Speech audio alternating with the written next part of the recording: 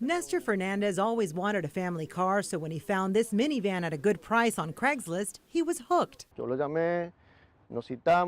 He says he called the man selling the minivan and set up a meeting. Concerned about the vehicle's history, he checked that it didn't have a rebuilt title.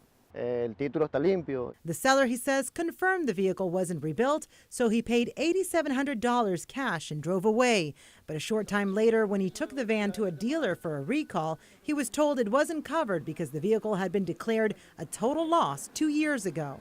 It looks like it was a rebuilt car that should have been branded as a rebuild in the title, and for one reason or another, it wasn't. National Insurance Crime Bureau Supervisor Tony Fernandez took a look at the vehicle's history and found it was auctioned off following a bad crash in Virginia. Somewhere along the line, there should have been a rebuild paperwork done in that vehicle, but how it got to Florida and how the paperwork got to Florida, I don't know. If the vehicle was repaired legally, the title should have the word rebuilt on it. They place it right there. The side panel door should also have a sticker like this one, branding it rebuilt as well. That's exactly how it looks. The impact on this car was so severe that it took off the majority of everything you see here. We took the minivan to mechanic Julio Martinez, who said it hadn't been repaired correctly.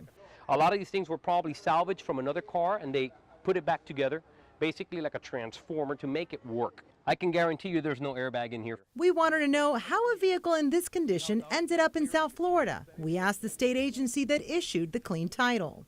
The Florida Department of Highway Safety and Motor Vehicles relies on the Department of Justice's National Motor Vehicle Titling and Insurance System to verify information on titles for motor vehicles that cross state lines. That's not to say that fraud cannot occur. We ran a search using that same system, paid $3.71. The report showed the crash in Virginia, but indicated the vehicle was never rebranded as rebuilt. The Virginia DMV says that's because it shouldn't have been rebuilt. That vehicle with that VIN number was given a non-repairable certificate from Virginia. The Florida Department of Highway Safety says their system just checks the box labeled brand before issuing the new title. Since it was blank, the van was registered as a clean vehicle here in Florida. ¿Tú sí sabías que el auto era chocado?